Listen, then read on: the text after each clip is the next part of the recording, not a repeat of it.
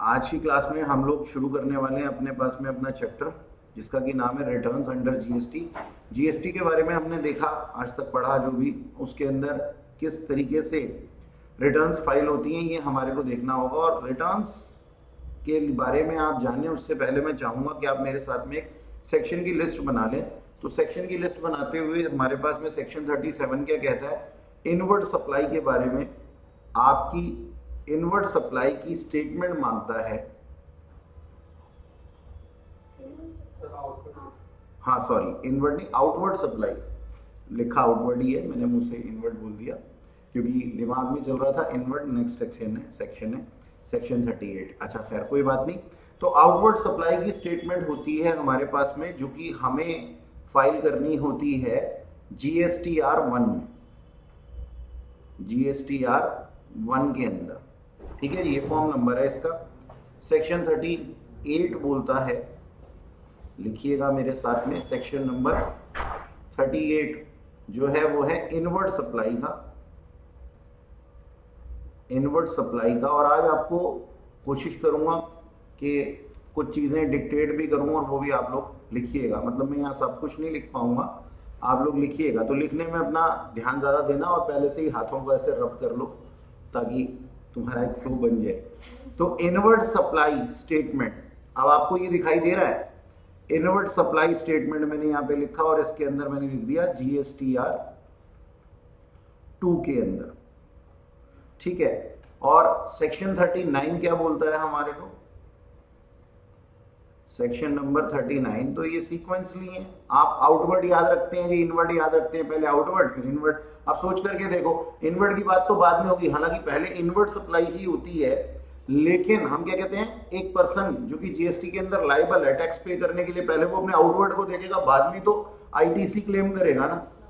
तो वो ITC claim करने वाली बात से आप इस तरीके से लिख सकते हैं सेक्शन 37 आउटवर्ड सप्लाई का जी, पहले मेरे को कितना देना है, फिर मैंने कितना क्या नाम है आईटीसी लेना है, उसके लिए क्या है सेक्शन 38। सेक्शन 39, अब ये देखो इसको याद करना कितना आसान है, 37 38, अब इन दोनों का मिक्स एंड मैच है, कंबाइंड रिटर्न है हमारे पास में। तो आप लिखिएगा ये है कंबाइंड रिटर्न।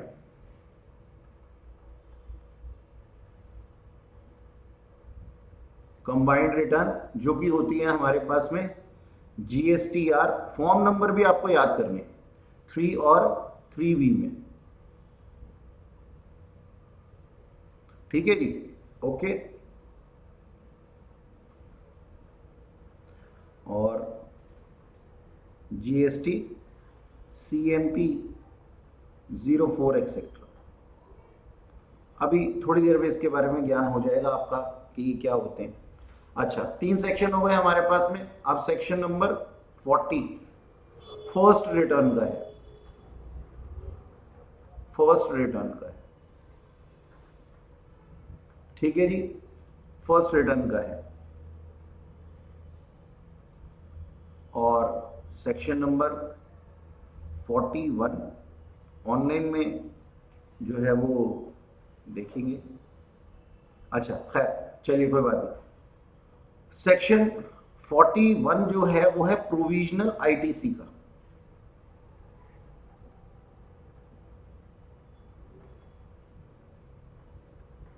प्रोविजनल आईटीसी का, ठीक है। और सेक्शन नंबर 42 है हमारे पास में मैचिंग और मिसमैचिंग। चलिए वैसे ना 42 को मैं लिखवाना सही नहीं समझता, 41 को भी लिखवाना नहीं चाहिए था मुझे क्योंकि आपके सिलेबस में नहीं है, लेकिन फ्लो के अंदर मैं भूल गया। ठीक है, तो 41 42 43 जो है वो हमारे सिलेबस में नहीं है, तो मैं इसको यहाँ से हटा ही देता हूँ 41 को, जो हमारे सिलेबस में नहीं है। तो क्यों आप खामखा में जहमत उठाएंगे इसको पढ़ने की, तो इसको यहाँ से हटा ही देता हूँ। हाँ 40 है। वैसे भी आप लोगों को बताऊं कि जो सेक्शन 41 42 43 जो है ना, प्रोविजनल आईटीसी तो ठीक है, आप लोगों को मालूम भी है कि प्रोविजनल बेसिस पे मिल जाता है, पहले मैंने पढ़ा है जीएसटी के अंदर। 42 और 43 तो एग्जिस्टेंस में ही नहीं है। मतलब इसके अंदर पता है क्या होता है हमारे पास में,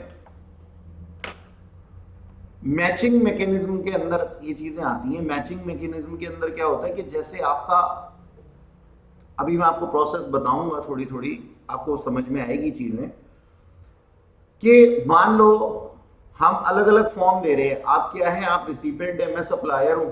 मैंने इंफॉर्मेशन पोर्टल के ऊपर डाली, आपके पास में वो इंफॉर्मेशन पहुंची, आपने उसको रेक्टिफाई किया, रेक्टिफाई करके वापस से मेरे पास आ गई कि देखो सर ये वाला नहीं हुआ था।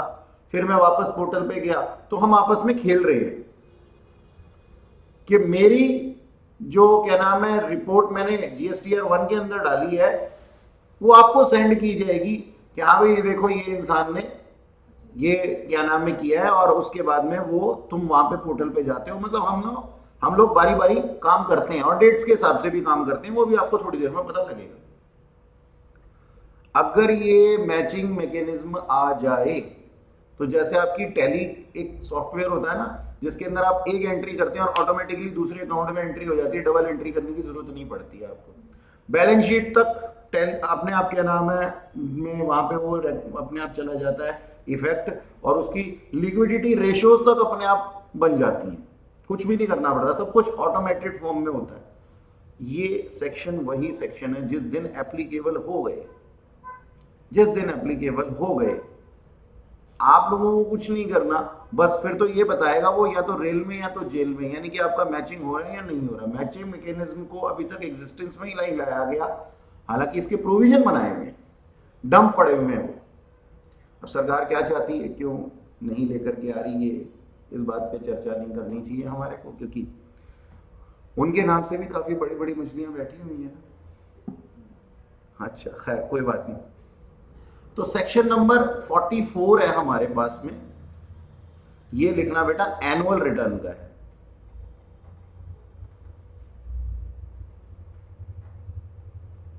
ठीक है जी।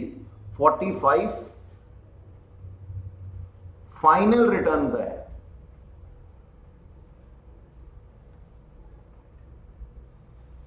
एनुअल रिटर्न तो नाम से ही पता लग रहा है आप लोगों को।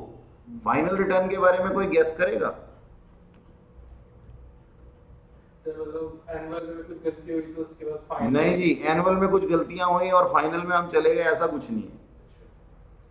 फाइनल रिटर्न होती है कि हमारा काम तमाम हो चुका है, रजिस्ट्रेशन खत्म, सो रजिस्ट्रेशन भी खत्म हो जाता है। हाँ कंपोजिशन स्कीम के अंदर, ओ सॉरी कंपोजिशन स्कीम कह रहा हूँ, उसके अंदर आपका जो ये एनआरटीपी होते हैं, non resident taxable person, for the time being registration होते हैं उनका, तो वहां पे फाइनल रिटर्न उनको फाइल करनी होती है। सेक्शन 46 क्या कहता है?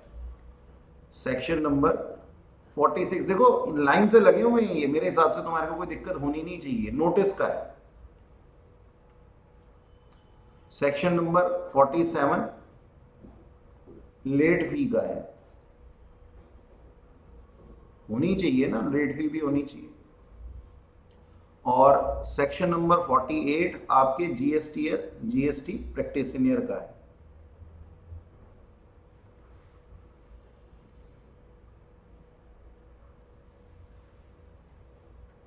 ठीक है जी। तो ये हमारे पास में जो है सेक्शंस हैं। ओके अच्छा, चलो जैसे हमने एक सेक्शन की लिस्ट बनाई है, ऐसे हम एक अच्छा काम और कर लेते हैं, फॉर्म की लिस्ट बना लेते हैं।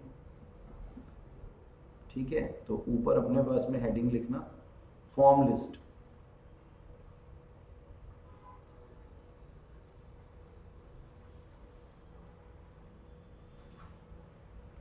सबसे पहले हमारे पास में GSTR 1, ये इनवॉइस इशूड का है। अभी अभी बात हुई आपसे GSTR 1 के बारे में, आउटवर्ड सप्लाई। तो आउटवर्ड सप्लाई किसके ऊपर होगी, सोचना जी। सप्लायर जो इनवॉइस इशू करेगा, है ना, सीधी सी बात है, जाहिर सी बात है। अच्छा, अगर मैं आपसे पूछना चाहूं कि GSTR 2 के बारे में अभी हमने बात की थी, तो वो किसके अंदर आता है सर? इनवर्ड सप्लाई के अंदर। तो क्या मैं इनवॉइस रिसीव्ड की बात यहां लिख सकता हूं? हाँ सर। अच्छा, फिर है हमारे पास में GSTR 3 या 3B। ये मैंने आपको बोला अभी कंबाइंड करें।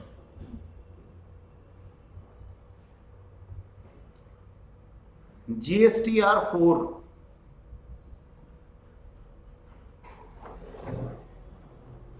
आइए महाराज, ये है GSTR 4 किसके लिए? कंपोजिशन स्कीम के अंदर आने वाले कंपोजिट डीलर्स के लिए है। और CMP 08 भरा जाता है क्वार्टरली। अभी थोड़ी देर में पता लग जाएगा। 08 हाँ, वो भी है, अभी लिख लो, बस जो लिखवा रहा हूं वो लिख लो। अच्छा, GSTR कृपया बातें ना करें। 5 फॉर्म है हमारा NRTP के लिए। GSTR 6 जो है वो है ISD के लिए। वैसे चलो खैर 6, 7, 8 तुम्हारे किसी काम के नहीं है, मत ही लिखो। हाँ, तुमने पढ़े भी नहीं है, और 6, 7, 8 लिखना भी नहीं है तुम्हारे को, तुम्हारे कोर्स में ही नहीं है, क्योंकि ये टॉपिक ही तुम्हारे कोर्स में नहीं है। ISD के लिए, TDS रिटर्न के लिए है 7, और 8 जो है वो TCS रिटर्न के लिए है। तो तुम्हारे पास में ना TDS है ना TCS है। GST के अंदर, GST के अंदर तो क्या ही करेंगे हम जान करके। अच्छा चलो खैर, नहीं वो TDS नहीं है, इसका सिस्टम थोड़ा अलग है। और अगर आप पढ़ना चाहती हैं तो फाइनल की क्लास में आकर के बैठ जाइएगा। अपना काम पूरा नहीं हुआ अभी तक, अभी तक रिटर्न्स का आर भी नहीं पता लगा हमारे को, लेकिन TDS और TCS के बारे में बच्ची को जानना है, लालायित है। चलिए कोई बात नहीं, ये भूख बनी रहनी चाहिए। GSTR 9 पे हमारे पास में क्या है जी, एनुअल रिटर्न फाइल करते हैं।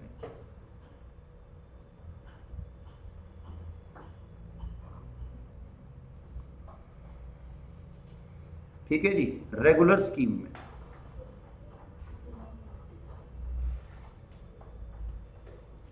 ओके, और GSTR 9A के अंदर हम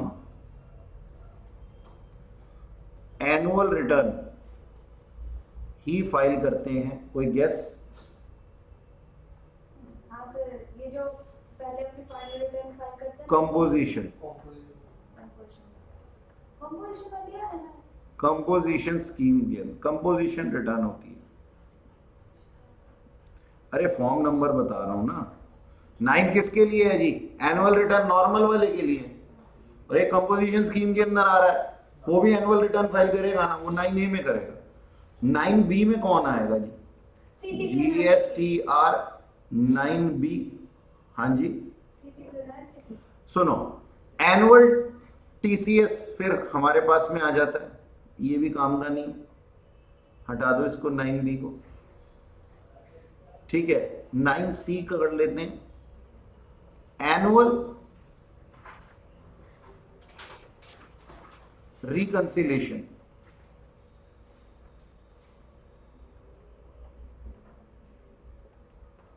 स्टेटमेंट, कितनी बार हमने रिकंसाइल किया।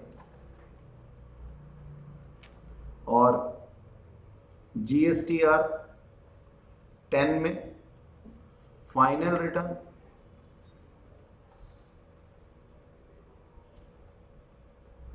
और GSTR 11 के अंदर UIN।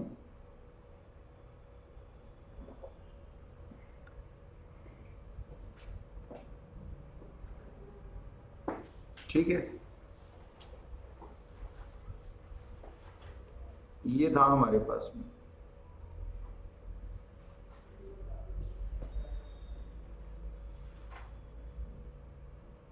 लिख लिया आप लोगों ने?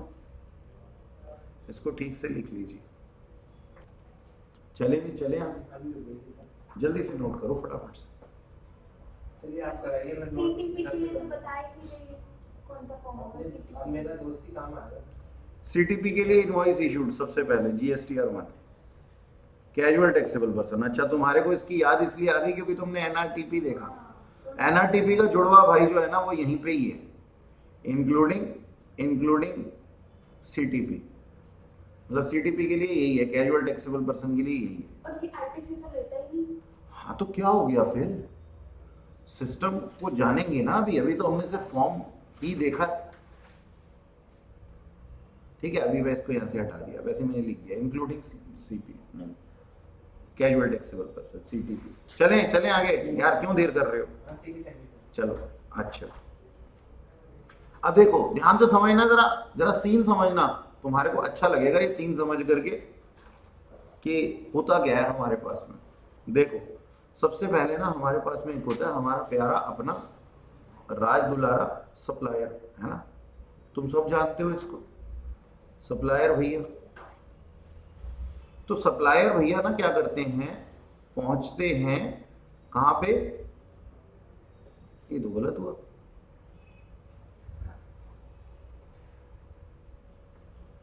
सप्लायर भैया पहुंचते हैं जीएसटी पोर्टल पे। कहां पहुंचते हैं? जीएसटी पोर्टल पे।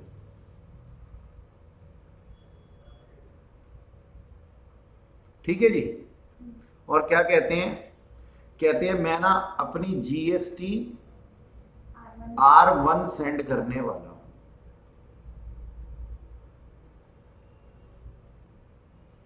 इन्होंने जीएसटी R1 फाइल कर दी, फटाफट से सिस्टम खोला और फटाफट से फाइल कर दिया। अच्छा, फाइल तो कर दिया, ये कब तक करेंगे?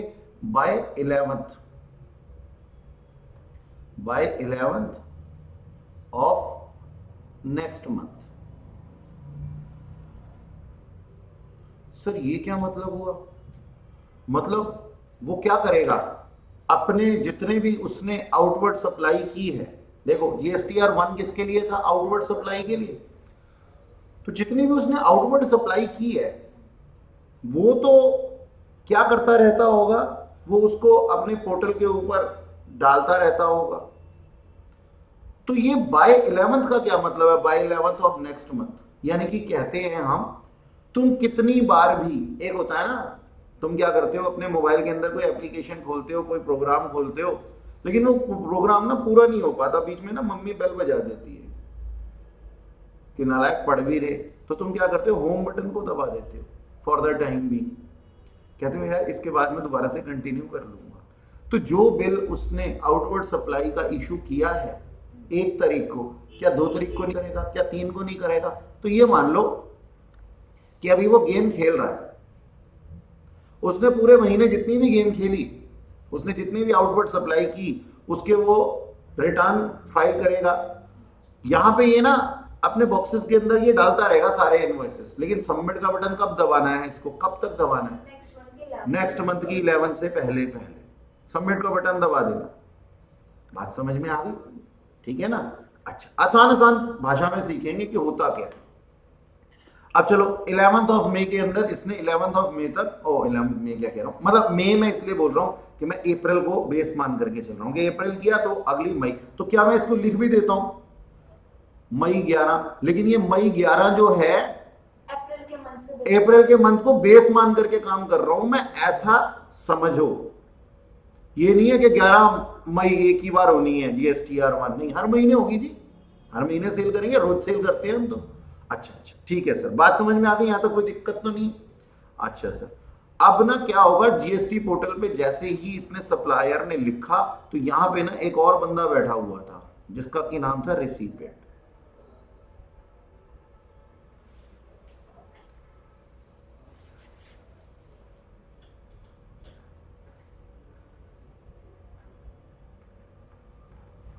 ठीक है, ये जीएसटी पोर्टल ने इंफॉर्मेशन भेजी इसको, रिसिपिएंट को, कहते सुनो जी, ये भाई साहब बता रहे हैं कि इन्होंने तुम्हारे को कुछ इनवॉइसेस इशू कर रही है, जरा इसका वेरिफिकेशन तो कर दो। रिसिपेंट के पास में आई इंफॉर्मेशन, और ये किस में आई जी? ये आई अपने पास में। अब इसका भी फॉर्म में लिखूंगा GSTR। अब देखो बड़ा मुश्किल लग रहा है लिखना यहाँ पे। देखो टेढ़ा हो गया ना। मैं थोड़ा कलाकारी करने के लिए समझदार बन रहा था, लेकिन वो समझदारी चली गई। अच्छा देखो अब ये इरेज भी नहीं हो रहा, नाराज हो गया ये। हाथ से कर दो। ये भी एक दिमाग की बात है। अच्छा देखो GSTR 2A, नहीं 2 नहीं बेटा, 2A या फिर 2B, ठीक है जी। आप हाँ कोई बात नहीं, कोई बात नहीं, मेरी बात समझो कि 2A या 2B कोई ना कोई होगा। मतलब पोर्टल ने इसके पास में क्या भेजा है, इसके पास में एक, जैसे तुम्हारे पास SMS आ जाता है ना, ऐसे ही इसने इसके पास में फॉर्म भेज दिया। फॉर्म भेज दिया जी, ठीक है, कोई दिक्कत नहीं सर। तो ये मैं इसको ना नंबरिंग भी दे देता हूं साथ के साथ, ये नंबर 1 और ये नंबर 2, ताकि एरो में तुम्हारे को कनेक्टिविटी बनी रहे कि क्या होता है। अब ये रिसिपेंट के पास में है ना एक क्या नाम है फॉर्म, उसको अपने आप पता लग जाता है, कहता है कि मतलब इनकी डेट्स निर्धारित है। जैसे 11 तारीख तक ये कर सकता था ना, तो 11 से मान लो 15 तारीख तक के लिए ना इसकी खिड़की बंद हो जाती है GST पोर्टल पे जाने की। किसकी? सप्लायर की, GSTR 1 के लिए। ध्यान से सुनना, जैसे 1 मिनट के लिए मैं बोलता हूं ना, हाँ बेटा तू बोल, तुम दोनों का झगड़ा हो रहा है आपस में, ये झगड़ा नहीं भी हो रहा तो दोनों अलग अलग बातें बोल रहे हैं, तो मैं कहता हूं बेटा पहले तू बोल। अब फिर जब इसको बुलवाना होगा दूसरे बच्चे को, तो इसके मुंह की खिड़की बंद करवानी पड़ेगी, वरना ये बोलती रहेगी, उसको बोलने का मौका नहीं मिलेगा। कैसा हो, अगर 11 तक हम उसको रोक ना दें, सप्लायर को सबमिट का बटन दबाता रहे तो दबाता ही रहे, बार बार दबाता रहे, रोज दबाता रहे, रोज जाएगा पोर्टल पे, रोज दबा के आ जाएगा। अब थोड़े दिन के लिए तो शांत हो जा, उस तक इंफॉर्मेशन तो पहुंचा दें रिसिपेंट के पास में। तो भाई साहब हमने क्या किया, 11 तारीख से 15 तारीख तक इसका शटडाउन कर दिया। किस काम के लिए?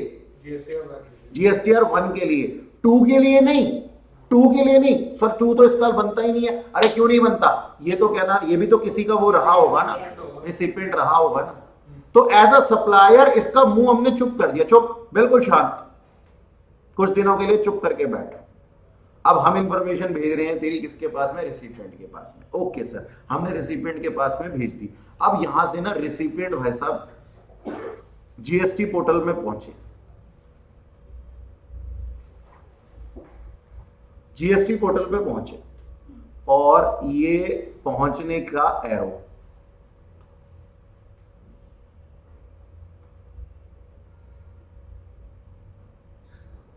वहीं रह रहे मेरे ख्याल, पहुंच नहीं पाए हैं।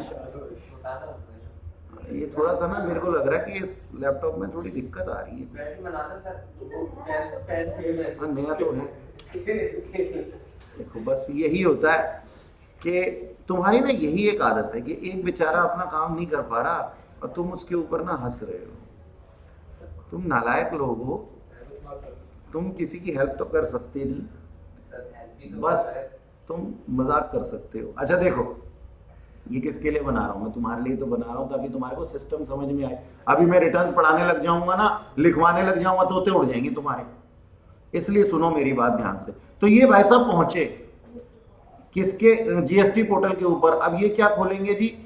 GSTR 2। ये क्या करेंगे 2 के अंदर? अपनी इनवर्ट, देखो किसी का आउटवर्ड इशूड, इसका क्या होगा? इनवर्ड होगा ना, ठीक है ना? एक सेकेंड है ना, हाँ जी। तो ये GSTR 2 फाइल करेगा अपना, और ये कब तक करेगा जी? By 15th of next month.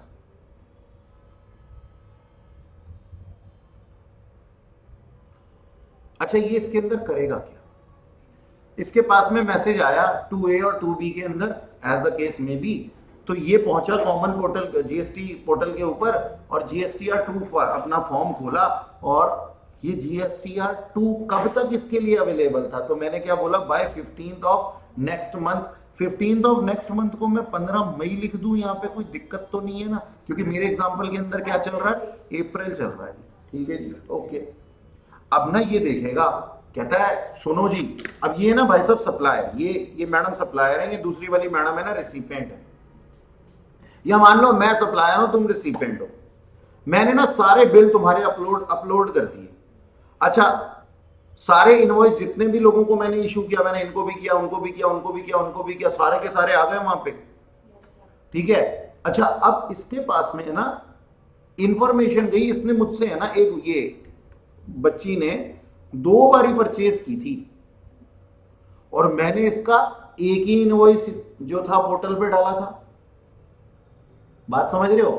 तो ये तो चिढ़ जाएगी मुझसे, कहती सर ये क्या बात हुई, सामान तो मैंने आपसे 2 बार खरीदा महीने में। बाकी सबको ओके है रिपोर्ट, मतलब तुम्हें जैसे मैंने इनवॉइस इशू किया, सॉरी मैंने तुम्हारे को इनवॉइस इशू किया और मैंने पोर्टल पे जाकर के उसकी इंफॉर्मेशन अपलोड की, तो सबको एक एक मैसेज आ गया। लेकिन बाकी 3 लोगों का सही है, इस बच्ची का एक का 2 बार परचेज थी लेकिन एक ही बार हुआ था। तो अब ये चिढ़ जाएगी कि मेरे को ITC नहीं मिलेगा। अब ये ना मुझसे डायरेक्टली बात नहीं करती, हेलो ये क्या किया तुमने, दोबारा जाकर के रेक्टिफाई करो। रूल्स कहते हैं बात सुनो जी, आप GSTR 2 करना, GSTR 2 बनाना, और आप इसके अंदर अगर एडिटिंग चाहते हो तो वो भी हो सकती है।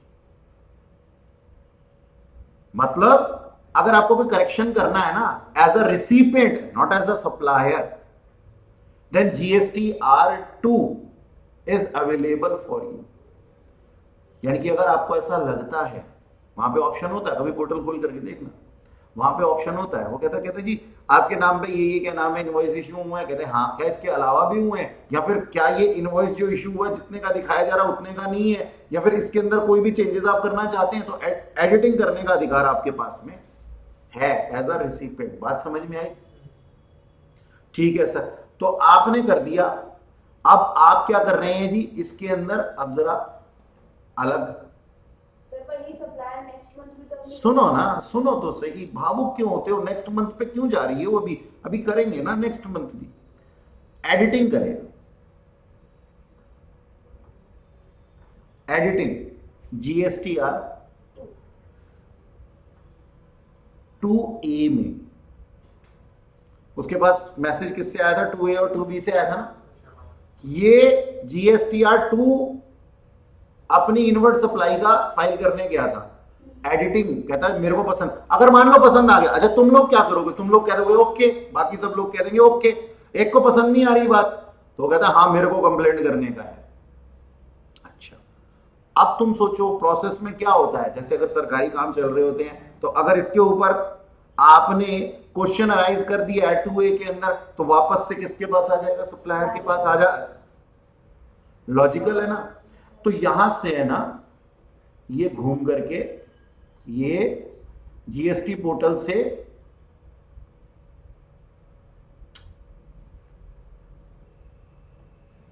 आ गया।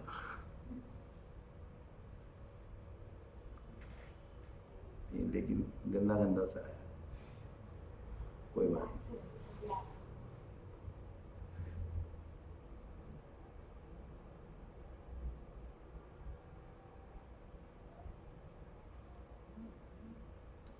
ठीक है जी, तो ये GST पोर्टल से अब इसको नंबर डालना है हमने, और मैं इसको नंबर दे देता हूँ जी 3, इसको 3 नंबर दे देते हैं और इसको 4 नंबर दे देते हैं।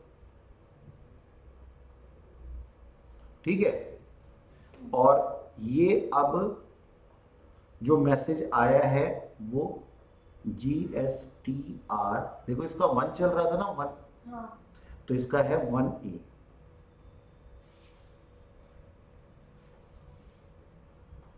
इसके पास में मैसेज है, कोई शक? सही सिस्टम बन गया। कहता है जी इस तरीके से हमने रेसिपिएंट को भी बोल दिया कि भैया तुम्हारे को अगर कोई शिकायत है, कोई शिकवे हैं, तो बता दो। अब इसके आगे चलते हैं, अब ना लिखने का काम करेंगे। अभी ना तुम अभी मत लिखना मेरे साथ में, पहले जरा मैं लिख लूं इसको, ठीक है। 5th पॉइंट के अंदर क्या होगा, सप्लायर क्या कहेगा, आप खुद सोचो क्या करेगा। सप्लायर अपनी गलती मानेगा या तो, अच्छा, या तो अपनी गलती मान के उसके अंदर चेंजेस को कहेगा, कहना हाँ हाँ ठीक है ओके सर इसने जो बोला बिल्कुल सही है, या फिर कहेगा नहीं नहीं ये झूठ बोल रहा है, ये फिर से चीज वापस घूम जाएगी। तो हम क्या कहते हैं जी, एडिटिंग में आप इसको लिखना जरा, मैं लिखता हूं चलो। एडिटिंग में बी एक्सेप्टेड और रिजेक्टेड बाय सप्लायर। सप्लायर भाई साहब ना इसको एक्सेप्ट भी कर सकते हैं, रिजेक्ट भी कर सकते हैं 2 दिनों के अंदर अंदर, यानी कि नेक्स्ट मंथ की 17 तक, 15 तक का माहौल तो पता लग गया था हमारे, 17 के अंदर अंदर। तो मैंने क्योंकि अप्रैल का महीना चल रहा था उसके बेस पे मैं क्वेश्चन कर रहा था, तो 17 मई मैंने डेट ले लिए। और जो कॉरस्पॉन्डिंग जो पहले वाली जीएसटीआर 1 थी ना, शैल बी अमेंडेड, वो अमेंड की जा सकती है जी, मतलब वो अमेंड कर देगा जी, कहता है हाँ हाँ सॉरी सॉरी गलती होगी, और उसको अमेंड हो जाएगा और करेक्शन माना जाएगा जी, उसको करेक्ट मान लिया जाएगा अगर ये सप्लायर के द्वारा एक्सेप्टेंस कर ली जाती है कि हाँ जो रिसिपेंट ने बताया है वो बिल्कुल सही बताया। ठीक है जी, ओके। तो ये अपना पूरा का पूरा प्रोसेस जो है ना, मैं चाहूंगा कि आप बना लीजिए 1 से लेकर के 5 पॉइंट तक। जो बच्चा वीडियो देख रहा है वो वीडियो को पॉज करके काम कर ले, लेकिन बनाना जरूरी है, इससे आपको एक हेल्प मिलेगी, वरना बाद में जब रिवीजन कर रहे होगे तो तोते उड़ जाएंगे।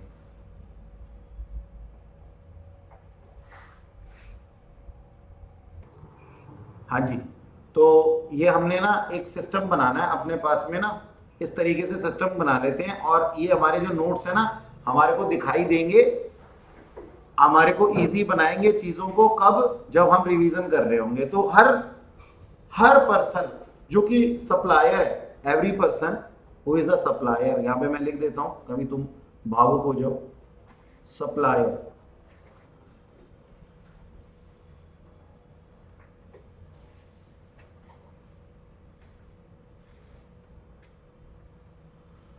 सप्लायर क्या करेगा जी, जीएसटीआर 1 फाइल करेगा। फॉर्म नंबर 1 में मैं तुम्हें बता चुका हूं पहले ही, आउटवर्ड सप्लाई के लिए जी स्टेटमेंट, ठीक है।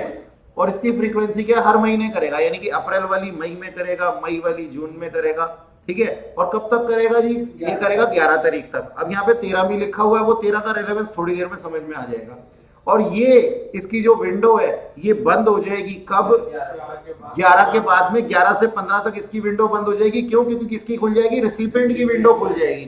अभी हमने जो प्रोसेस देखी थी ऊपर उसके हिसाब से, तो 11 से 15 ये चुप रहेगा। अच्छा, अगर कोई चेंजेस होने हैं तो उसको ये 16 और 17 के अंदर कर सकता है, तो उसके लिए विंडो खुली होनी चाहिए। देखो दोबारा से खुल गई। तो ये क्या है, ये हमारे पास में कुछ इस तरीके से है कि 11 तक इसको क्या करना है, अपना सबमिट का बटन दबाना है, और फिर से 16 को दोबारा से ये इसको ओपन हो जाएगा। लेकिन 11 से 15 तक इसकी विंडो क्यों क्लोज है, क्योंकि सामने वाले की रेसिपिएंट की विंडो हमने ओपन कर दी है। अब थोड़ी देर में आपको ये 13 और 17 भी समझ में आ जाएगा, ठीक है। ये हुआ हमारे पास में। अच्छा, अब इस चीज को जरा लिख लें, जैसा कि आप लोगों ने मुझे कहा था, वादा किया था। इसको लिख लिया, इसको बना लिया आपने ऐसे, ठीक है। आओ अब लिखवाता हूं। हाँ जी, लिखना एवरी रजिस्टर्ड पर्सन, जल्दी जल्दी लिखो। अब मैं नहीं लिखने लगा कुछ भी, लिखो जी। Every registered person other than non resident,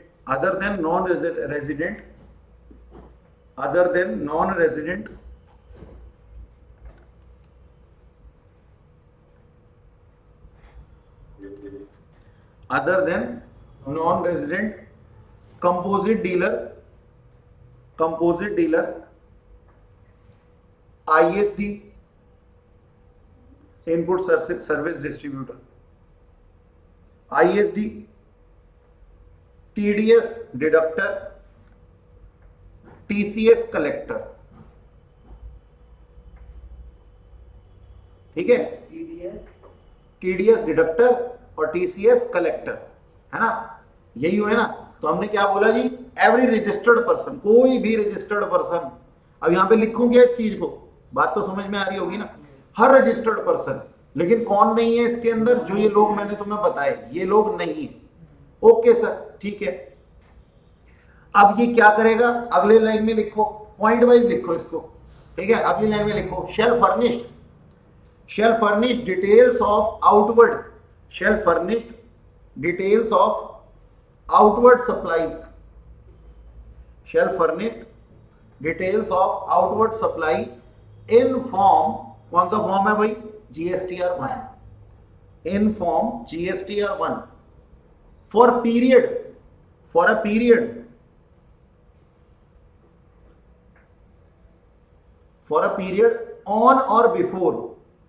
on or before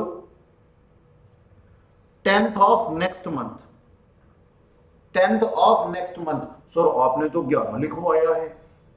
अरे बाय 11 का मतलब 11 से पहले, और यहां क्या लिखवा रहा हूं? ऑन और बिफोर 10th, यानी कि 10वीं आपके लिए अवेलेबल है, 11वीं अवेलेबल नहीं है। 11 से 15 तुम्हारा विंडो बंद कर दिया जाएगा, 11 नहीं होती। बाय 11 है ना।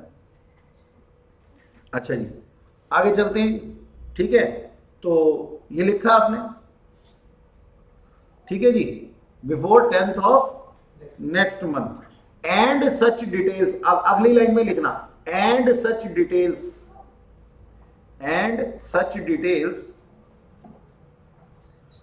shall be communicated, such details shall be communicated to recipient, याद आ रहा है? ये वाला डायग्राम दिखाई दे रहा है आपको? उसी की एक्सप्लेनेशन लिखवा रहा हूं, ठीक है जी। such detail shall be communicated to recipient, यहां पे लिखो इसके नीचे एक note, the person shall not allowed to furnish, note, the person shall not allowed to furnish such return from 11th to 15th of next month, from 11th to 15th of next month, allowed to furnish such return, यानी कि GSTR 1 तेरे को allowed नहीं है, ठीक है जी। Such return from 11th to 15th of next month, that is window for GSTR 1 closed for 5 days। 15 तारीख तक बंद हो गई, कब खुलेगी? 16 को खुलेगी, वही डेट लिखी थी हमने, अगेन 16 को खुलेगी। अच्छा चलो अब आगे लिखो। अब देखो ये तो ये कहानी हो गई ना कि जीएसटी पोर्टल पे गया, ये वाला सीन है ना। अब आगे की कहानी भी तो लिखनी है, उसने आगे पहुंचा दिया है इंफॉर्मेशन, ये नंबर 2 भी हो गया। अब नंबर 3 को लिखना पड़ेगा हमारे को, तो लिखो नेक्स्ट, आगे अगला पॉइंट लिखो। when GSTR 1 filed by supplier,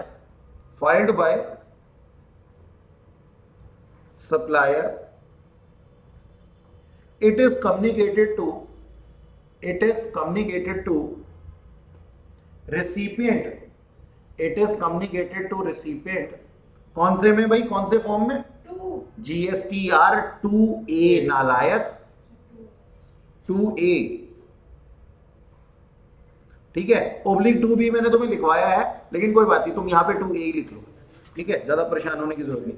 then recipient लिखो इन 2A, देखो दिखा तुम्हारे सामने बनाया हुआ है, किससे जा रही है कम्युनिकेशन? 2A ओब्लिक 2B लिखा है ना, तो 2A ही लिख लो तुम, कोई बात नहीं, 2A, ठीक है जी।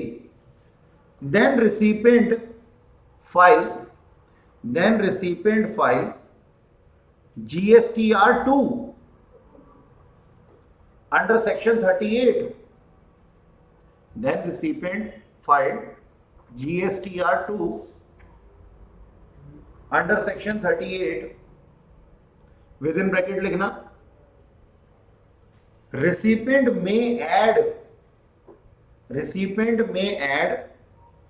or delete any entry given in form GSTR 2A,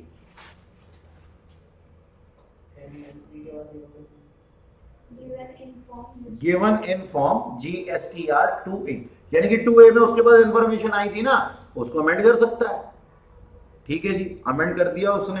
and it is communicated to, वापस से आ गया ना, अब देखो चौथे पॉइंट पे आ गए हम। ठीक है, and it is communicated to supplier, बोलो कौन से फॉर्म में, GSTR 1A में, communicated to supplier in form GSTR 1A। चौथा पॉइंट पे हो गया। आगे लिखो जी, अगला पॉइंट लिखो, after that any modification, after that any modification done by recipient in filing GSTR 2 may be accepted or rejected। अब देखो ये तो मैंने लिखवाया ही हुआ है, खैर तुम्हारे कोई बात नहीं, may be accepted or rejected by supplier by 17th of next month, with in bracket लिखना 2 days,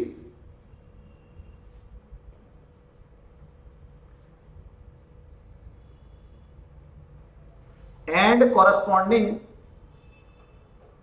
GSTR 1 shall be amended if correction made by recipient accepted by supplier। वही जो मैंने लिखवाया था अभी, ये पांचवा पॉइंट ही बोल रहा हूं मैं, ये डायरेक्ट यही वाला 5th पॉइंट जो लिखा है तुम्हारी स्क्रीन पे, इधर से भी देख सकते हो। ठीक है महाराज, अब तो किसी तरीके की कोई शंका नहीं है, समझ में आ गई बात मेरी। हमने इसका डायग्राम भी बना दिया, हमने इसके फॉर्म भी 2-3 बार लिख लिए, हमने इसकी एक्सप्लेनेशन भी लिख ली। अगर अभी भी नहीं समझ में आए तो तुम्हें टीचर की जरूरत है ही नहीं, तुम्हें तो डॉक्टर की जरूरत है। नहीं, अच्छा थोड़ा सा और लिखेंगे, है क्या नालायक, लिखो maximum time period of amendment. भाई वे अभी ये अमेंडमेंट कर सकता है कितना, मैक्सिमम टाइम पीरियड क्या है इसके पास में, वो भी तो लिखना पड़ेगा ना। Maximum time period of amendment और रेक्टिफिकेशन इन GSTR 1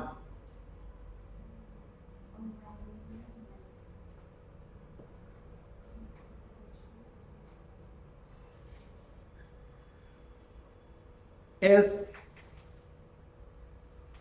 अब ये लाइन छोड़ के अगले में लिखना, ठीक है, maximum at the rate maximum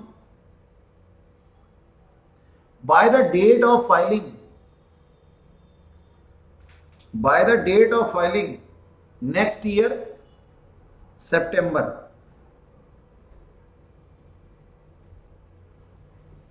September month's return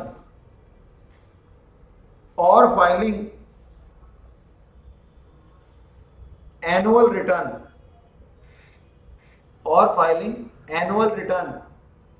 whichever is earlier। बात समझ में आई थी? कहता तब तक अमेंडमेंट कर सकते हो, कहता जब तक तुम फाइनल रिटर्न नहीं दे देते या फिर सितंबर की रिटर्न नहीं फाइल कर देते तब तक अमेंड कर सकते हो। नेक्स्ट ईयर की सितंबर की होती है, नेक्स्ट ईयर बोला या नेक्स्ट मंथ नहीं बोला मैंने, तो विच एवर इज अर्लियर। ठीक है जी, दिसंबर। अच्छा जी, हो गया।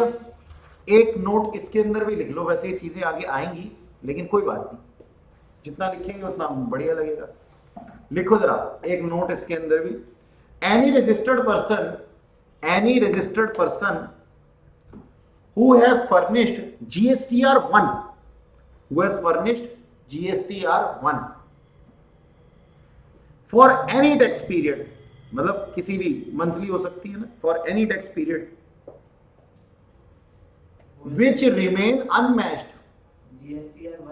GSTR1 for any tax period which remain unmatched due to some error or omission,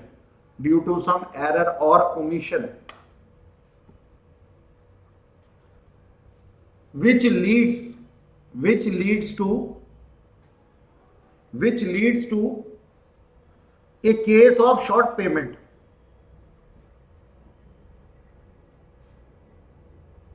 then the person is liable to pay such tax with interest penalty.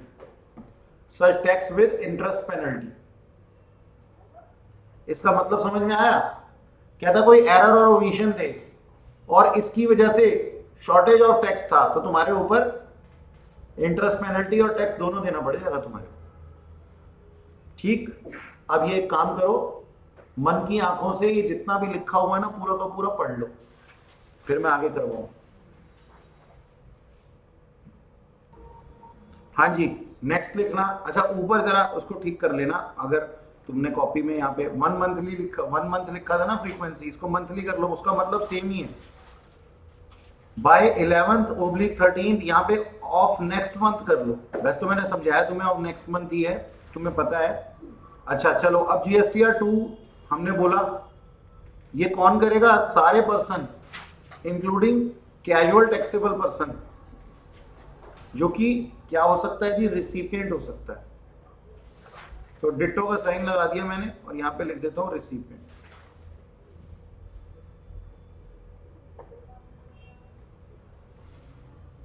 ये तो अभी तक आपको समझ में आ ही गया होगा।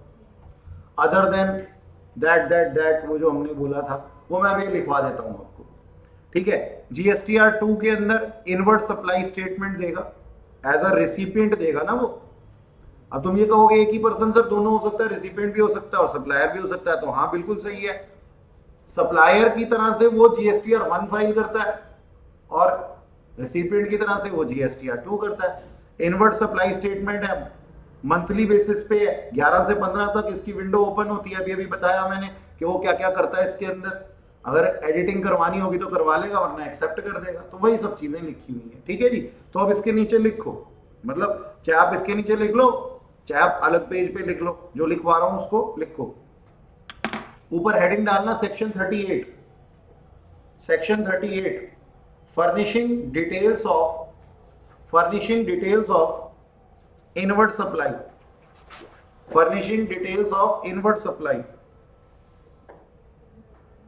इसके अंदर नंबर 1 पॉइंट डालो, लिखो, नंबर 1 पॉइंट डाल करके लिखो, validation of information received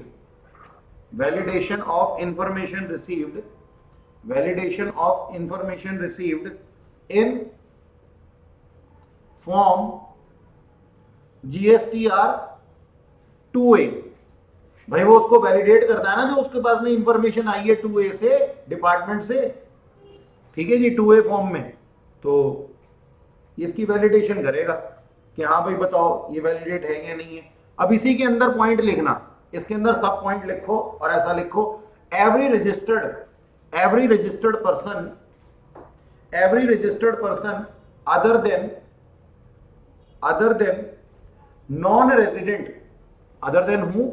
other than non-resident, comma composition dealer, comma input service distributor ISD, comma TDS deductor और TCS कलेक्टर। वही वाला जो पिछली बार लिखा था, सब कुछ वही है। अगर आप अपने पीछे वाले नोट्स को देखोगे वो उसमें भी यही लिखा होगा। shall validate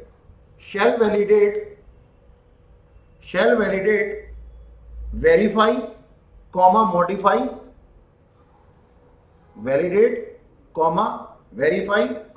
modify, or delete if required the details of outward supplies filed by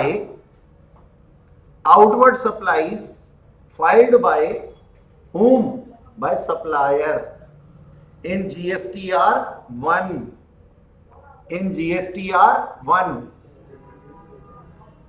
and communicated to recipient in GSTR 2A.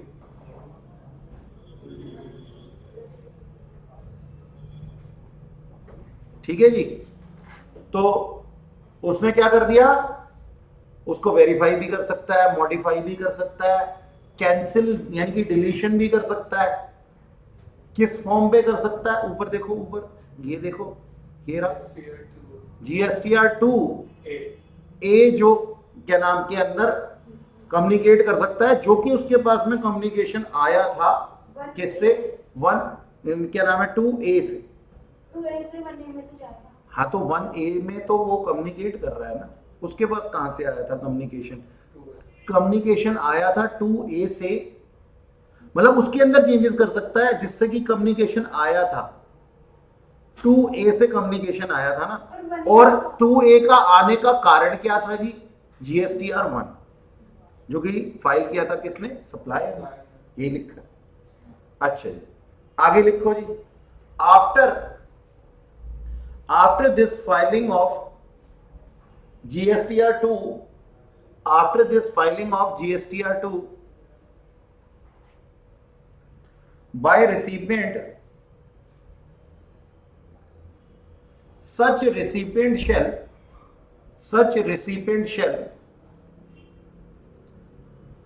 furnished details of inward supplies in form GSTR 2 including the details of RCM। अरे sir ये क्या बोल दिया आपने? हाँ बिल्कुल, including the details of reverse charge mechanism, supplies and import of goods, comma, credit and debit note received, credit and debit notes received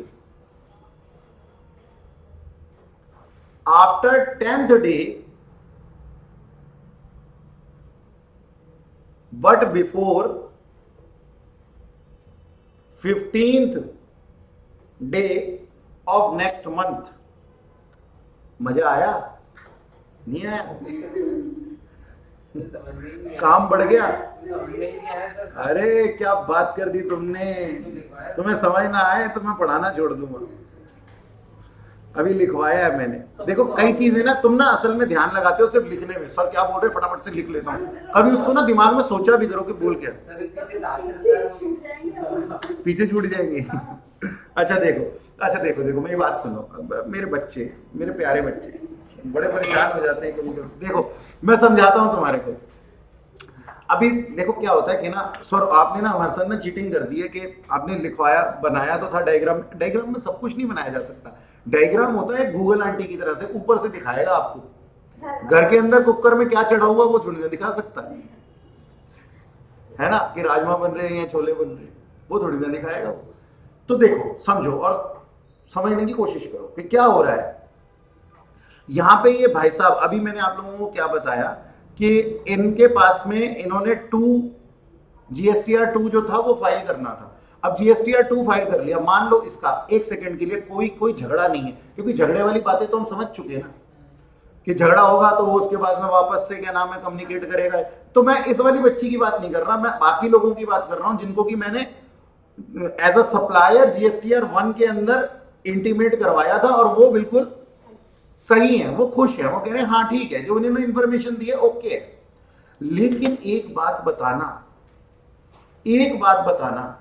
ध्यान से सुन करके, नालायकों सुनो इधर, एज अ रेसिपिएंट जब तुम जीएसटीआर 2 फाइल करोगे तो क्या सिर्फ मेरे द्वारा दिए गए बिल्स की ही जीएसटीआर 2 फाइल करोगे? ये तो क्या हो गया, ये तो फॉरवर्ड चार्ज के अंदर आ गया ना।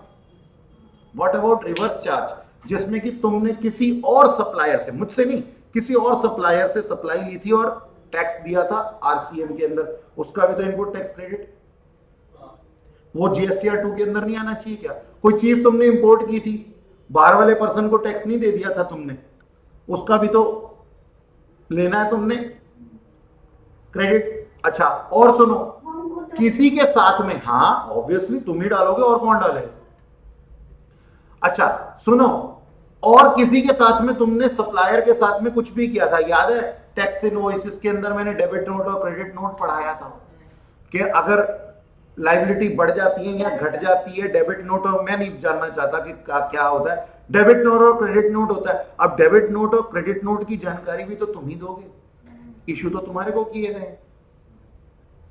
तो बाबूजी मैंने आपको क्या लिखवाया, ये इनपुट टैक्स क्रेडिट ले तो रहा है जीएसटीआर 2 के अंदर, लेकिन सिर्फ उस इंसान से नहीं जिस सप्लायर से इसके साथ में झगड़ा है, मिसमैच है, या फिर उसको झगड़े को सुलटा रहा है, बल्कि उसके लिए भी जिसके साथ में झगड़ा नहीं है, ओके लिख करके भेज रहा है, उसकी भी जीएसटीआर करेगा, और साथ में सप्लायर के बेस पे जहां जहां इसने टैक्स पे किया है अंडर आरसीएम वो भी करेगा, उसकी भी जीएसटीआर 2 फाइल करेगा, और साथ ही जो डेबिट नोट और क्रेडिट नोट किसी सप्लायर ने इसको भेजे हैं उसकी भी जीएसटीआर 2 के अंदर बात करेगा। इसका मतलब ये हुआ सर, जब मैं बात करता हूं एज अ सप्लायर तो मैं बात करता था ऑन द होल सारे कस्टमर्स की, मेरे सारे रेसिपिएंट्स की, और जब मैं बात कर रहा हूं एज अ रेसिपिएंट तो सिर्फ आप मेरे से ही थोड़ी ना सामान खरीदते हो, औरों से भी तो खरीदते होगे ना।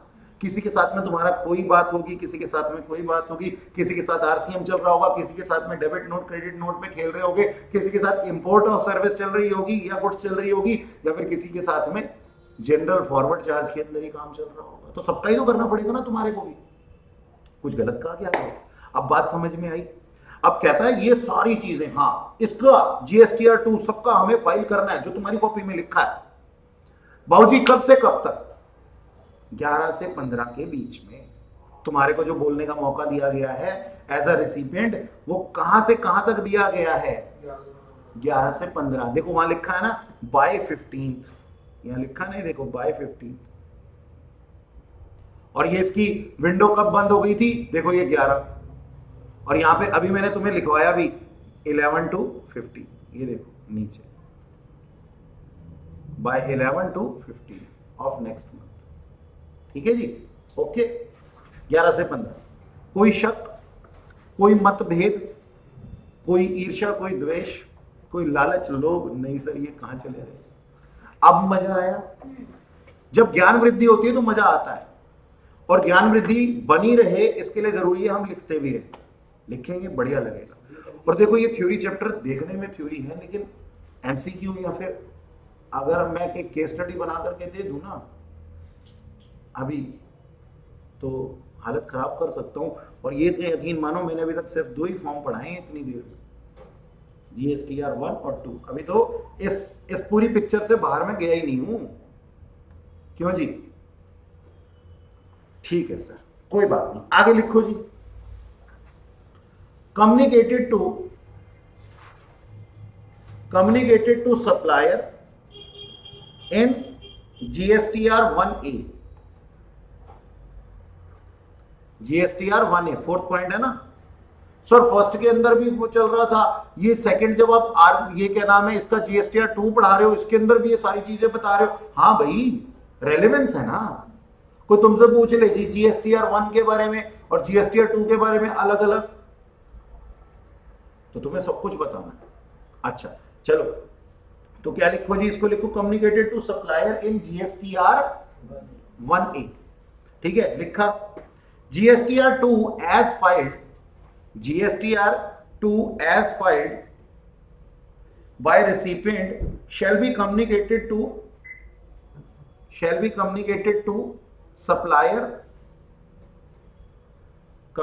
to supplier in form GSTR 1A। अब देखो फिर से वही वाली बात आ जाएगी, मैक्सिमम अमेंडमेंट का टाइम। ठीक है, तो वहां पे लिख लो जी, maximum amendment, maximum time to amend और rectify GSTR 2 as same as पहले वाला। हाँ, सेम एज इन GSTR 1। और वो जो नोट्स के अंदर धमकी वाली बात लिखी थी ना, वहां पे लिख लो नोट्स, वहां पे लिखो नोट और लिख लो सेम एज इन GSTR 1, यानी कि सेक्शन 37 में जो बताए थे। ठीक है ना, नोट लिखवाए थे ना कि अगर तुम्हारा मिसमैच हो गया और उसमें तुम्हारे पैसे पूरे नहीं आए हुए, इंटरेस्ट लगा देंगे तुम्हारे पे, ये धमकी वाली बात as it is copy paste. अब मेरे को पता तुम लोग ऐसे ही लिख लिया होगा, तुम लोगों ने भी ना सेम एज, अभी डंडा बना। है ना। हाँ, चलो जी, ये हो गया हमारा 2 फॉर्म पूरे। हाँ जी, नेक्स्ट देखना GSTR 3। कौन, पहले तो ये किस लिए होती है, कंबाइंड रिटर्न होती है। आउटवर्ड सप्लाई जो आपने इशू किया और साथ में जो इनवर्ड 1 और 2 का कंबाइंड होता है ये GSTR 3। ठीक है जी, अब ये इसको भी हम मंथली बेसिस पे करते हैं। कब करते हैं, नेक्स्ट मंथ की 20th तक। और फिर यहाँ पे लिखा हुआ है नॉर्दर्न और ईस्टर्न एरिया के लिए, नॉर्दर्न और ईस्टर्न इंडिया के लिए, ये लिखा है मैंने यहाँ पे। ठीक है जी, northern and eastern region of India के लिए ये डेट क्या है 22 और रेस्ट ऑफ द इंडिया के लिए है 24। तो सर फिर 20 किसकी है, ऑफ नेक्स्ट मंथ, अभी थोड़ी देर में लिखवाता हूं। ठीक है जी, तो हम क्या कह रहे हैं, हमारे पास में ड्यू डेट्स लिखी हैं हमने और क्या होगा इसके अंदर ये लिखा है सर, इनवर्ड और आउटवर्ड दोनों का ही ब्यौरा होगा। और इसके टाइम पीरियड क्या, फ्रीक्वेंसी क्या सर, मंथली करेंगे इसको। ड्यू डेट क्या है जी, नेक्स्ट मंथ की 20, 22 या 24 जैसी भी हो। ठीक, चलें लिखें इसके बारे में, आओ लिखते हैं। सर आप भी लिखो। हाँ मैं नहीं लिख रहा, चलो मैं क्यों लिखूं, टाइम वेस्ट करवाना चाहते हो, तुम्हें डिक्टेट करूंगा। लिखो जी, ऊपर हेडिंग डालना सेक्शन 39। सेक्शन मैंने वैसे पहले ही लिखवा दिए थे, सेक्शन 37 और 38 हम कर चुके हैं। सेक्शन 39 आप लिखिए मेरे साथ में, फाइलिंग ऑफ पीरियोडिक रिटर्न्स। ये ना पीरियोडिक रिटर्न्स होती है। सर पीरियोडिक का क्या मतलब है, अरे भैया मंथली बेसिस पे है, पीरियोडिक हो गया ना, बाद में एनुअल भी होगा क्या, हाँ सर होगा। ठीक है, तो चलो लिखो section 38 filing of periodic returns. लिखो, सबसे ऊपर हेडिंग लिखना GSTR 3।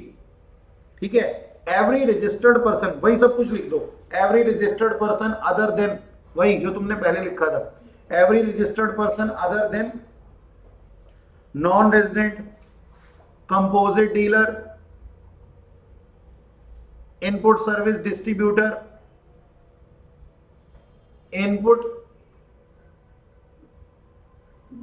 Input service distributor, TDS deductor, TCS collector, other than this. ठीक है, तो हमने क्या लिखा, every registered person other than, जो हमने बातें बोली उनको। ठीक है जी, शेल फॉर एवरी मंथ, लिखो लिखो ध्यान से लिखो, shall for every calendar month, calendar month लिख लो, every, shall for every calendar month और part thereof. Part thereof का मतलब समझ गए ना, कि भाई पूरा महीना नहीं था, सिर्फ 2 ही दिन थे उसके, लास्ट के 28 और 29, तो उसकी भी पीरियोडिक रिटर्न होगी, हाँ सर बिल्कुल होगी। और part thereof furnished a return electronically, furnish a return electronically of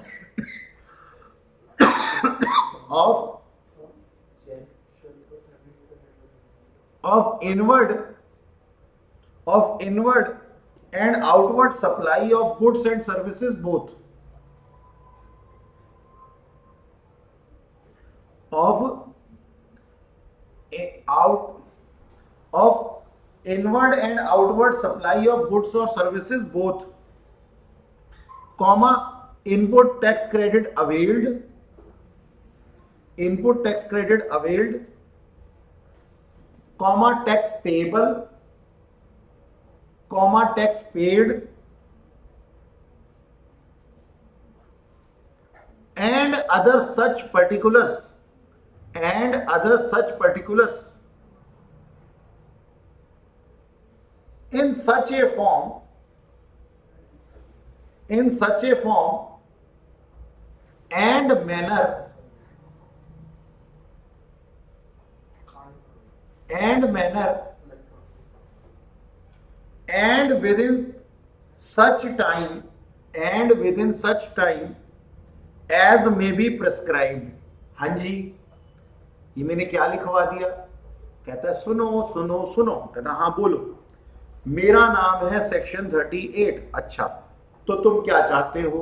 कहता है 39, सॉरी, हाँ, मेरा नाम है सेक्शन 39 और तुम क्या चाहते हो? कहता है जी मैं बताना चाहता हूं आपको GSTR नंबर 3 के बारे में। कहता है अच्छा बोलो, चलो बताओ क्या बोलना चाहते हो। कहता है हर रजिस्टर्ड पर्सन अदर देन ब्ला ब्ला ब्ला, वो लिख लिया हमने, अदर देन, कोई भी रजिस्टर्ड पर्सन होगा इनके अलावा, वो क्या करेगा?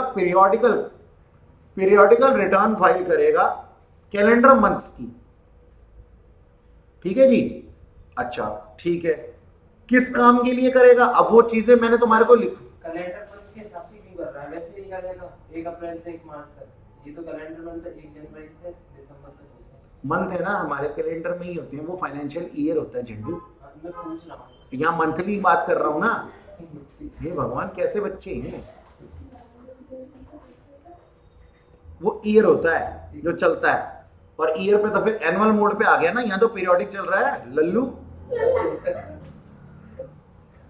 सुनते हैं नहीं बीच में, देखो ध्यान से सुनो। हाँ, तो अब मैं क्या कह रहा था, अब मैंने ना तुम्हारे को ना कुछ बातें है ना टेक्निकली लिखवा दी हैं। कैसे लिखवा दी हैं? ऑन सच फॉर्म, फॉर्म पता है ना तुम्हारे को कौन सा है? GSTR 3। ठीक है जी। अच्छा, सच मैनर, मैनर हमने अभी क्या नाम है देख लेना है, और देख भी चुके हैं पहले। अच्छा, और टाइम पीरियड जो प्रेस्क्राइब्ड है। अच्छा, अब इसके अंदर मिलेगा क्या जी? इसके अंदर क्या करना है हमने? कहता जी आपको कुछ काम करने हैं। एक तो इनवर्ड सप्लाई और आउटवर्ड सप्लाई ऑफ गुड्स और सर्विसेज ऑफ बोथ, इसके अंदर दिखाने, क्योंकि कंबाइंड रिटर्न है। अच्छा सर, और इनपुट टैक्स क्रेडिट जो आपके पास में है उसको दिखाना है आपको। आपने कितना टैक्स पेड कर दिया और कितना टैक्स येट टू पे है वो दिखाना है आपको इसके अंदर। ठीक है जी? इतना हम ऑलरेडी पे कर चुके थे और इतना अभी बकाया है। ठीक है, ये सब चीजें दिखानी है। और अगर कोई और पर्टिकुलर्स हो, इंटरेस्ट पेनल्टी वगैरह कुछ भी, वो हमारे पास में। ठीक है जी? तो ऐसे मैनर के अंदर जो कि प्रेस्क्राइब्ड हो और with in prescribe time period. Prescribe time period की बात हम पहले ही कर चुके हैं, यहां लिखा हुआ है। अच्छा, अब आगे लिखें। लिखो हाउएवर, हाउएवर का मतलब यद्यपि।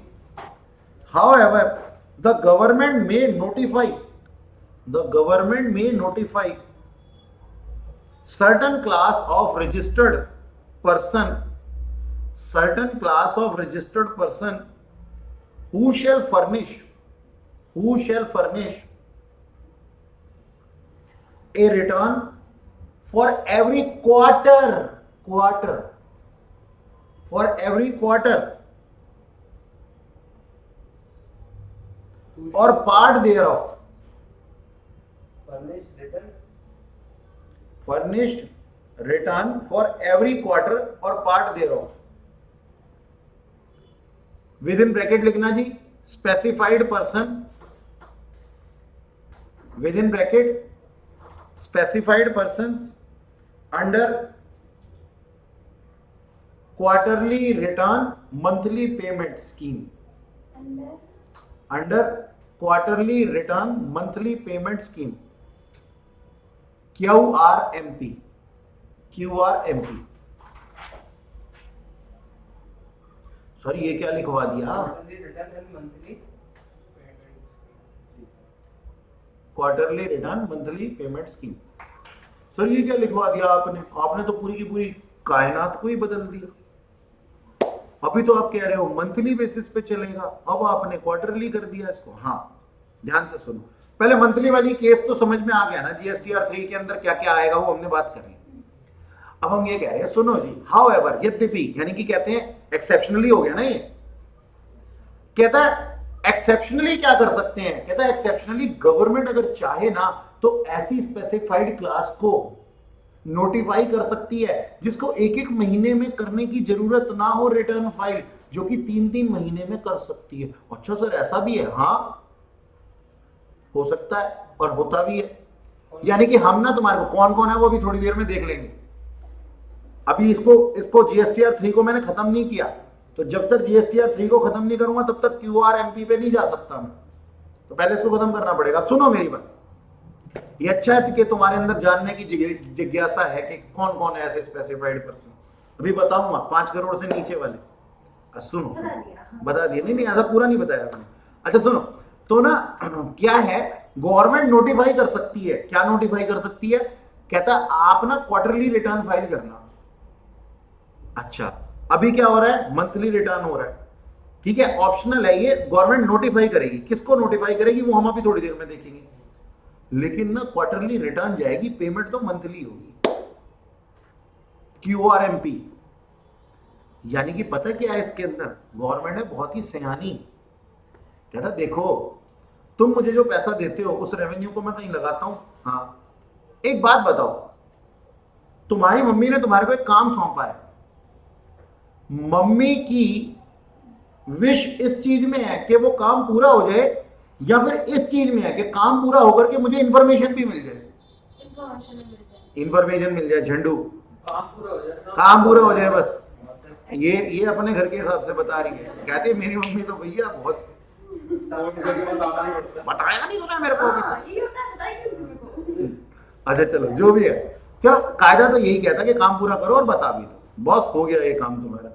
लेकिन अगर मैं इंडिया या फिर नेशन के विकास की बात करूं तो वो तुम्हारे इंफॉर्मेशन दो या ना दो, बस पे तो कर दो ना। तो यहां पे पता है क्यूआरएमपी के अंदर क्या होता है, कहता है कि ना कुछ स्पेसिफाई क्लास को हमने ऐसा बना रखा है जो कि अपनी रिटर्न जो है वो क्वार्टरली बेसिस पे, मंथली बेसिस पे नहीं, क्वार्टरली बेसिस पे करेंगे, लेकिन पेमेंट मंथली बेसिस पे करेंगे, क्योंकि मंथली बेसिस पे तुमने पेमेंट नहीं की तो हमारा विकास कार्य तो रुक जाएगा ना। हर महीने जो तुमसे पैसा आ रहा था, अगर तुम क्वार्टरली बेस पे करने लग जाओगे तो पैसा तुम्हारे पास ही पड़ा रहेगा, हमारे पास पहुंचेगा नहीं। सर बाद में दे तो देंगे। अब जनरली लोग क्या कहते हैं ना आम भाषा में, हम कौन सा भागे जा रहे हैं, नहीं भागे जा रहे तो फिर यहाँ पे 3 महीने के लिए अपनी सुविधाएं लेने भी बंद कर दो ना। जब पेमेंट नहीं कर रहे हो 3 महीने के लिए, नहीं 3 महीने बाद हम दे तो रहे हैं ना, हाँ तो 3 महीने बाद दे रहे हो तो 3 महीने बाद ही ले लेना सर्विसेज जो चल रही है समाज के अंदर। तो इसके लिए हमने क्या बनाया हुआ है, बता चेक क्वार्टरली रिटर्न। रिटर्न का मतलब क्या होता है, मकसद क्या होता है, इंफॉर्मेशन देना, जबकि पेमेंट तो मंथली बेसिस पे ही होगी। अच्छा चलो ये तो हमें समझ में आ गई ना बात। चलो आगे लिखो बच्चों, आगे लिखो, जीएसटी सीएमपी 08। अभी तुमने सबसे ऊपर क्या लिखा था, जीएसटी R3 है ना। अब इसके आगे लिखो जी जीएसटी सीएमपी 08, जीएसटी सीएमपी 08 याद है, वो शुरू में ही बताया था मैंने तुम। ये रहे देखो लिखा,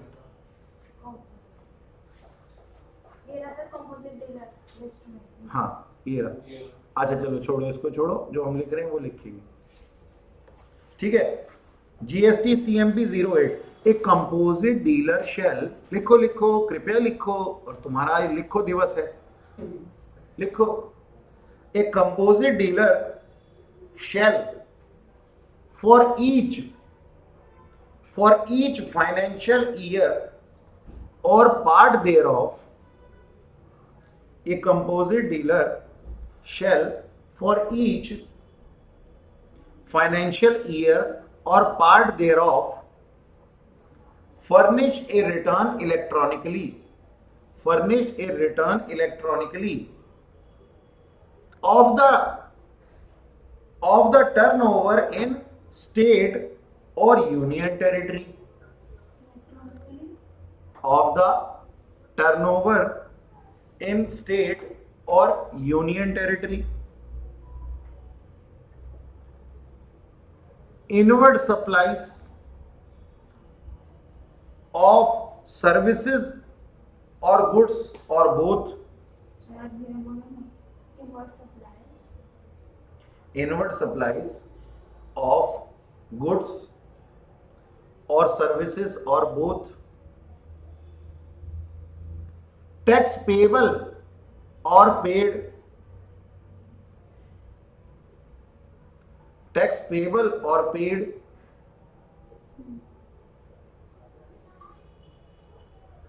and such other particular in such form number कौन सा जी, ये अपना GST CMP 08, with in bracket तुम लिख भी सकते हो such form with in bracket GST CMP 08 and manner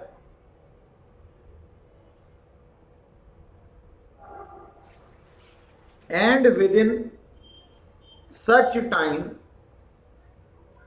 as may be prescribed.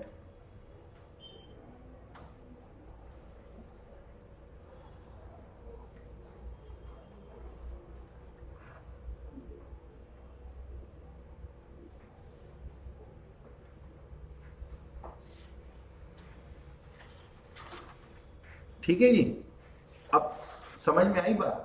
अब एक बात बताओ, देखो मैं बताता हूं, समझो। सबसे पहले तो ये है कौन, कोई भी सप्लायर जो रजिस्टर्ड है, नहीं, वहां पे हमने आज तक क्या लिखा है, कोई भी रजिस्टर्ड पर्सन अदर देन ब्ला ब्ला ब्ला। अब हम बात कर रहे हैं, ये रजिस्टर्ड पर्सन तो है लेकिन किसमें, कंपोजिशन की स्कीम में। ठीक है जी, सीएमपी 08 वाला, जीएसटी सीएमपी 08 वाला, तो ये कौन है जी, रजिस्टर्ड डीलर। उसने क्या करना है, उसने सर एक काम करना है, एक फाइनेंशियल ईयर के अंदर या फिर फाइनेंशियल ईयर का पार्ट देयर ऑफ, मतलब टूटा हुआ ईयर, यानी कि अभी पूरा साल नहीं रहा, कुछ महीने पहले ही इसने काम शुरू किया था, उसको इलेक्ट्रॉनिकली एक रिटर्न फाइल करनी है, फॉर्म नंबर इस पे सो एंड सो पे सीएमपी 08 पे। ठीक है जी, क्या करना है इसने, क्या दिखाना है जी, टर्नओवर दिखानी है। एक बात बताओ, कंपोजिशन डीलर जो होता है, क्या वो आउटवर्ड सप्लाई के ऊपर जीएसटी कलेक्ट कर सकता है? नहीं। क्या वो इनपुट टैक्स ले सकता है, आईटीसी ले सकता है? नहीं ले सकता। तो हम इसको छोड़ दें? जाओ मुन्ना, एक काम करो, तुम ना घूम करके आओ, ऐसी तैसी में जाए हमारा टैक्स रेवेन्यू, ऐसे कहेंगे। कंपोजिशन स्कीम ले ली, अब तो तुम्हारे पाप धुल गए। इससे वो टैक्स चार्ज कलेक्ट करेंगे जो इसमें फिक्स्ड है। इससे हमने टैक्स लेना होता था, हाँ, कोई 1%, किसी से 0.5%, कोई किससे कुछ भी, ब्ला ब्ला ब्ला। किस पे टैक्स होता था वो सर टर्नओवर पे होता था। तो तू टर्नओवर को डिफाइन नहीं करेगा क्या? कहता है हाँ भाऊ जी करूंगा, बिल्कुल करूंगा। कहता है अपनी टर्नओवर को कहां डिफाइन करेगा तू? जीएसटी सीएमपी 08 के अंदर टर्नओवर को बताएगा। कौन सी टर्नओवर भाऊ जी? जो आपने स्टेट या फिर विद इन द स्टेट या फिर यूनियन टेरिटरी में कहीं पे भी की है, वो टर्नओवर, सारी टर्नओवर को तू बताएगा। किसमें बताएगा? इसमें बताएगा। कौन से फॉर्म के अंदर? वो फॉर्म तुम्हें बता दिया, सीएमपी 08। बार बार बोलने से भी ना चीजें याद हो जाती। जीएसटी सीएमपी 08 के अंदर तू बताएगा और उसके ऊपर टैक्स पे करेगा। ये तेरी रिटर्न है। कौन है तू? सर मैं हूं कंपोजिशन डीलर, कंपोजिशन स्कीम वाला डीलर। ठीक है सर, कोई दिक्कत तो नहीं? बात समझ में आ गई? आगे चले, अगली हेडिंग लिखो, जीएसटीआर 5।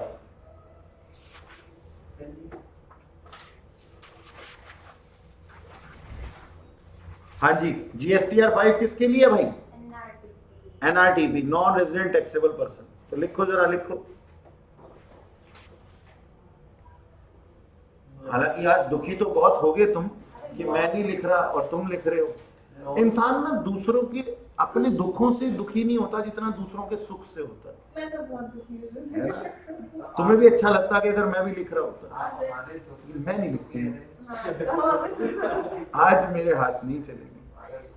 देखो आज मैं केवल समझाऊंगा, क्योंकि ये चैप्टर समझाने पे ज्यादा ये दिन देखना बाकी है। हमारा जो तो आपका सुख बन रहा है। पहले 5 लिख ले, ठीक है, लिखो जी, GSTR 5, GSTR 5, every registered, and non no, हाँ लिखो ना, every registered non resident taxable person shall file GSTR 5, non taxable person नहीं, नॉन रेजिडेंट टैक्सेबल पर्सन, नालायक, NRTP लिख ले, every registered non resident taxable person shall file GSTR 5 for every calendar month or part thereof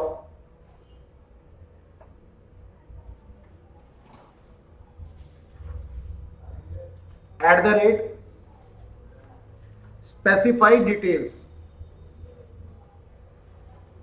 यानी कि with specified details जो भी उसको देनी है, with in 20th day, within 20th date of the end of calendar month or within 7 days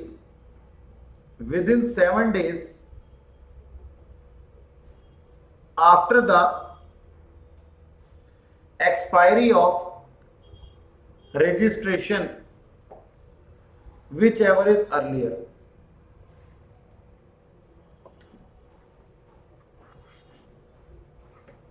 Whichever is earlier.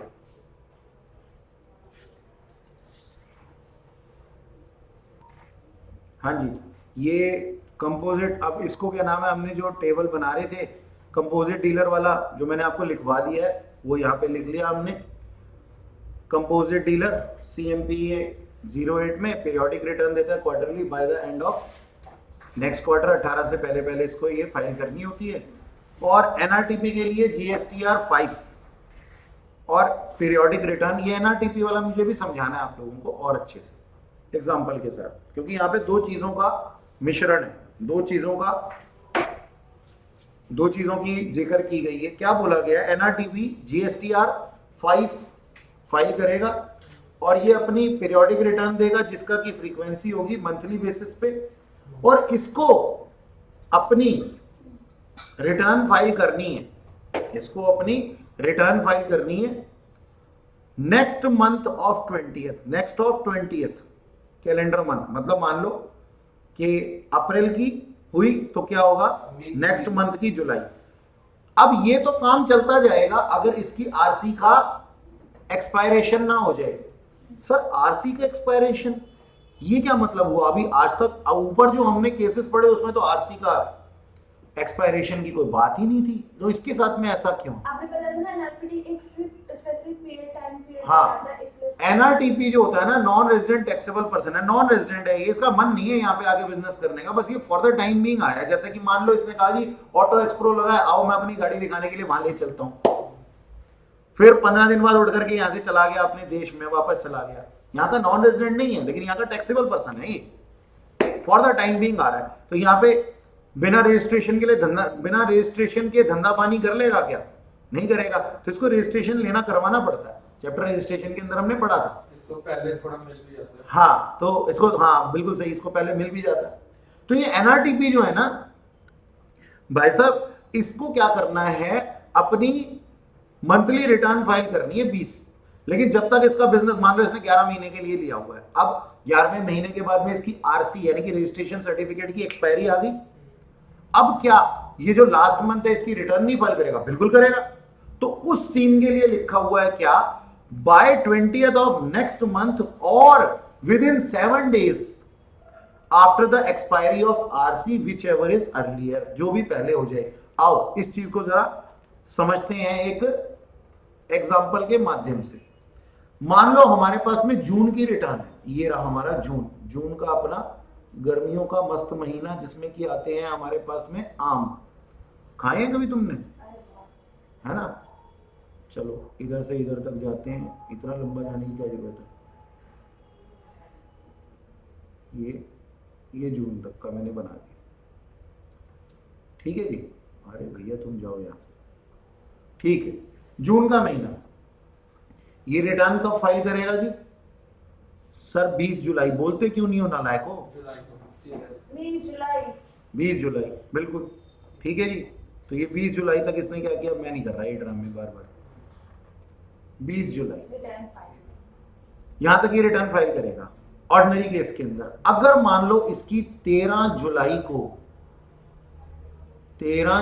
को RC expire हो गई, तो उसी दिन कर देगा। आरसी उसके उसी दिन कर देगा या 7 दिन के अंदर? नालायक, आरसी एक्सपायर्ड। यही तो मैं कहता हूं, ध्यान से सुनते नहीं हो। तो अब मेरे को इसकी डेट बताओ जी। 20 जुलाई तक करना पड़ेगा उसको। बोलो कि मान लो अगर 13 तारीख हो गई है, 13 जुलाई हो गई है, तो सुनो 13 जुलाई के 7 दिन कितने होते हैं, जल्दी से बता दो। 20 जुलाई। 20 ही होते हैं। ओहो, तो इसको 22 कर दो। चलो ठीक है, कोई बात नहीं। अब ये कोइंसिडेंटली यहाँ पे 20 ही आ गई है, तो ठीक है, यहाँ पे 20 जुलाई तक हमारे फर्स्ट सीन में आ गया केस 1। ठीक है जी, ये हमारा केस 1 20 जुलाई तक ही करेगा। तो 20 जुलाई ही आ गई, वो 7 दिन के अंदर 13 जुलाई हमने कर दिया। अच्छा, क्या हो अगर इसकी जो आरसी है वो 2 जुलाई को एक्सपायर हो जाए? तो 9 जुलाई को उसको 2 जुलाई, ठीक है। 7 दिन और ये मैं लिख देता हूं इधर केस 2, है ना, समझ में आ जाएगा ना। यस। केस 2 आरसी एक्सपायर हो गई, आरसी एक्सपायर्ड। 1 जुलाई। 9 तारीख को कर देगा ये अंदर। दिन गिनो जी, दिन गिनो। 9 जुलाई। 9 जुलाई। 9 जुलाई क्या हो अगर और दोनों में हो जाए? 20 जुलाई। 9 जुलाई। बोलो जी। 9 जुलाई। 9 जुलाई, 9 जुलाई, ठीक है। अच्छा, थोड़ा और मनसा नहीं भर रहा। केस 3 आरसी एक्सपायर हो गई इसकी ऑन 18 जुलाई। अब बताओ, तो 20 जुलाई को करेंगे। यस। 20 जुलाई इसका टाइम पीरियड आ जाएगा। Yes sir. एक तो हो गया ये 20 जुलाई, और दूसरा 25 बोलो जी जुलाई। 25 जुलाई। Whichever is earlier. It is 28 July. और दोनों में से अर्लियर कौन सा है? 20 जुलाई। 20th जुलाई, ठीक है ना। बना लो इसको जल्दी से, ऐसे फटाफट से। यहां पे लिख लो last date of filing return, last date of filing return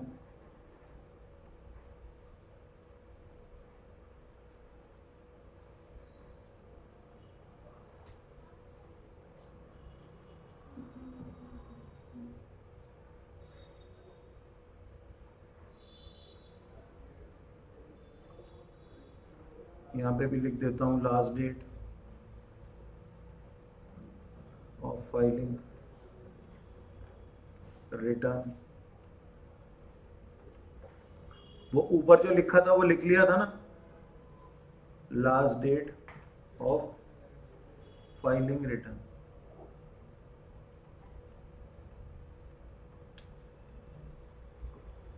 ऊपर जो लिखा था लिख लिया था ना, ये जो हमने बनाया था अभी,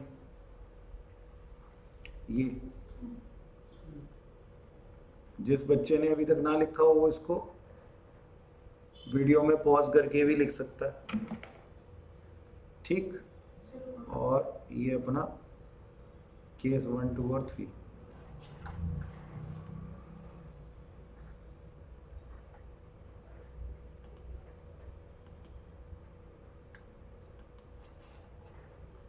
जल्दी जल्दी बना लो।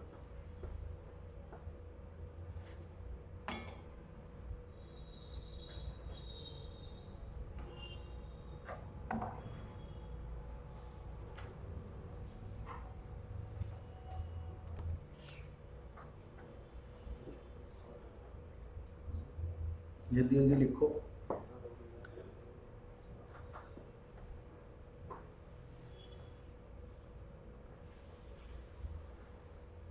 आपको बुक में आ-